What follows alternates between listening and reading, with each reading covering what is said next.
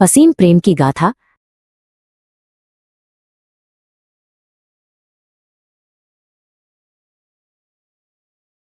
एक छोटे से भारतीय शहर की हलचल भरी गली में, जहां जीवन धीमी गति से चलता था, ध्रुव अपने संसार में जी रहा था। उसकी दुनिया अंधेरे में डूबी रहती थी, पर उसके कानों में संगीत और दिल में अटूट आशा थी। 20 के दशक के मध्य में वो एक साथी की तलाश में था, जो उसे समझे, सीमाओं से परे महसूस करे। वहीं इशारा, जिसकी आवाज कभी किसी ने नहीं सुनी और न ही उसने कोई आवाज सुनी थी, पर उसकी आंखें दुनिया की हर कहानी कहते थे और उसके हाथ हर भावना को व्यक्त करते थे। वो भी 20 के दशक के मध्य में थी और एक साथी की तलाश में थी जो उसे समझे। ध्रुव अक्सर शहर के पुराने पुस्तकालय के पास बैठता, जहाँ किताबों की खुशबू घुली रहती थी। एक दिन इशारा भी उसी पुस्तकालय के बाहर एक पेड़ के नीचे बैठी अपनी स्केचबुक में कुछ बना रही थी। ध्रुव को उसकी उपस्थिति का एहसास हुआ, शायद उसके कपड़ों की हल्की सरसराहट से या दिल की धड़कन की धीमी गूंज से। इशारा ने ध्रुव को देखा, उसकी शांत मुद्रा और चेहरे पर अनकही उदासी। ध्रुव ने धीरे से अपना हाथ बढ़ाया, जैसे हवा में किसी अदृश्य चीज को टटोल रहा हो।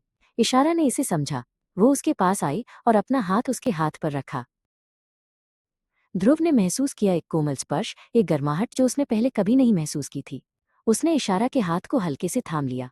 ये उनकी पहली बातचीत थी, शब्दों के बिना, केवल स्पर्श और भावना से। उनकी मुलाकातें बढ़ने लगीं।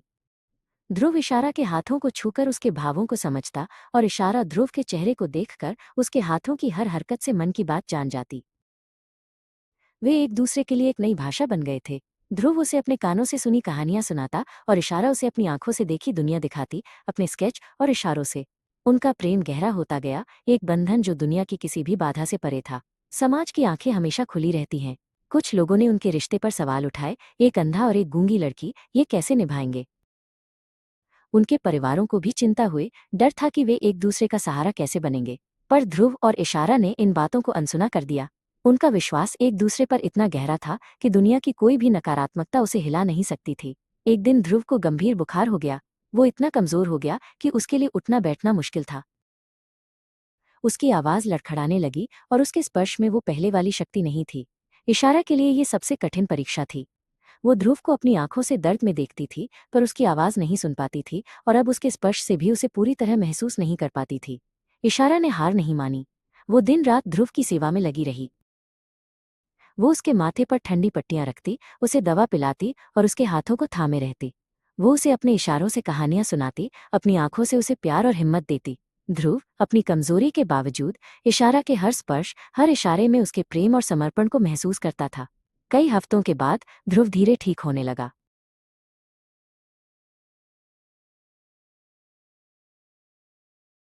जिस दिन उसने फिर से इशारा के हाथ को पूरी शक्ति से थामा, उस दिन दोनों की आंखों में आंसू थे, खुशी के, कृतज्ञता के और असीम प्रेम के आंसू।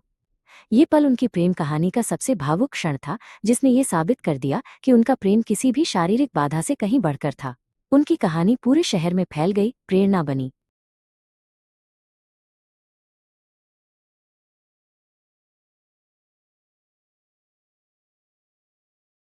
लोगों ने देखा कि कैसे दो अलग अलग दुनिया के लोग एक दूसरे के लिए एक संपूर्ण दुनिया बन गए थे। ध्रुव और इशारा ने एक दूसरे को कभी अपनी कमजोरी नहीं माना, बल्कि अपनी शक्ति समझा। उन्होंने दुनिया को दिखाया कि सच्चा प्रेम सीमाओं को नहीं जानता, ये हर स्पर्श, हर मुस्कान, हर शांत पल में महसूस होता है। उनका जीवन एक दूसरे के साथ एक खूबसूरत यात्रा बन गया, जहां हर चुनौती उनके प्रेम को और मजबूत करती गई। उन्होंने एक दूसरे को वो आवाज दी जो उनके पास नहीं थी, और वो दृष्टि दी जो उनकी आंखों में नहीं थी। ध्रुव और इशारा की प्रेम कहानी एक ऐसी गाथा बन गई जो हमें सिखाती है कि प्रेम की शक्ति असीम है और ये हमें जीवन की हर मुश्किल से लड़ने की हिम्मत देती है।